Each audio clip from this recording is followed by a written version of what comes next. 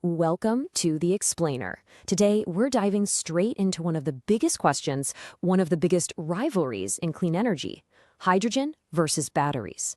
Now, this isn't just some technical debate for engineers. Oh no, this is a high-stakes race to define how we're going to power our entire future. So, who actually wins this thing? Is there one clear champion that's going to take the crown? Or is the answer a little more complicated? Well, that's the big question we're tackling right now. Let's get into it. All right, here is our game plan. First, we'll follow the journey each one takes, from the power source to actual use. Then, we'll throw them into an engineering showdown, a real head-to-head comparison on the stuff that matters. After that, we'll see where they actually fit in the real world. And finally, we'll take a quick look at what's coming next. Okay, so to really get the difference between hydrogen and batteries, you've got to follow the energy. It's a story of changing forms, of storage, and crucially, of energy getting lost along the way. Let's start with green hydrogen. Now that's the good stuff, made with renewable electricity. The journey begins by pumping a ton of that power into a process called electrolysis to even make the gas. Then you got to use more energy to compress it so you can store it. And finally, a fuel cell has to turn it back into electricity. See the pattern here?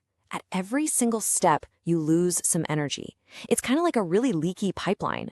And after all those steps, after all that work, what's left? Well, the round-trip efficiency. That's the amount of energy you put in versus what you actually get to use is often only around 30%. Yeah, that's right. Most of the initial energy just disappears, mostly as wasted heat. Now let's look at the lithium-ion battery. The journey here is just beautifully simple. You put electricity in to charge it, you take electricity out to use it. That's it. No complicated conversions, no leaky pipeline. It's clean, it's direct. And because it's so simple, the round-trip efficiency is a massive 90% or even more. This right here, this is one of the battery's biggest, most powerful advantages. So from a pure efficiency perspective, it's an absolute knockout. But that's not the whole story, not by a long shot. Time for the engineering showdown. You see, if efficiency was the only thing that mattered, this conversation would be over already. We have to look at how these two technologies actually pack that energy away. And that brings us to this absolutely crucial concept: energy density. All it means is how much energy, how much punch you can cram into a certain amount of weight or a certain amount of space. This, right here, is where the race gets really, really fascinating. Let's start with weight. Think about it like this. If you need to carry a day's worth of energy, a hydrogen system is like a lightweight backpack. A battery system, that's like dragging a heavy briefcase behind you. And the numbers? Well, they tell the same story. A hydrogen system packs an absolutely incredible 1,500 to 2,000 watt-hours for every kilogram. A lithium-ion battery, just 200 to 300. It's not even in the same league. And this chart just makes it crystal clear, doesn't it? Look at that difference. This massive, massive advantage in energy per kilogram is honestly the number one reason we're even having this debate. If weight is your biggest enemy, hydrogen is your best friend, period.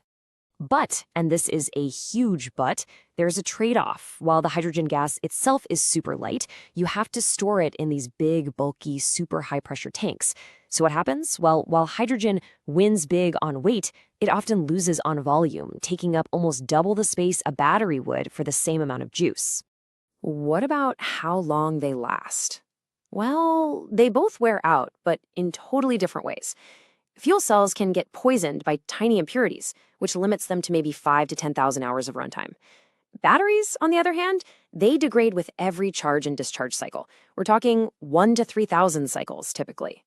So, what's better really depends on how you plan to use it. And safety, of course, is a huge deal.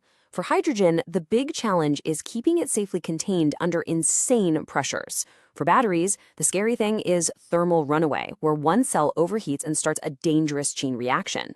Now, it's super important to remember that both of these risks are managed by some seriously sophisticated engineering.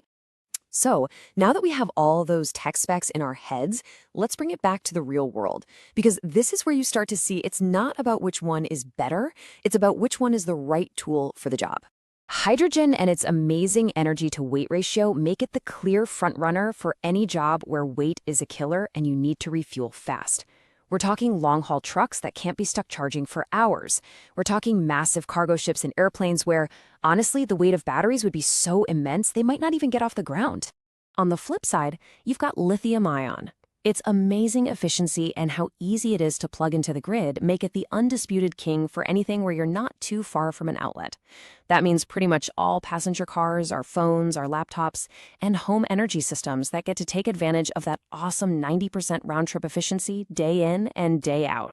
But hold on, this race is nowhere near finished.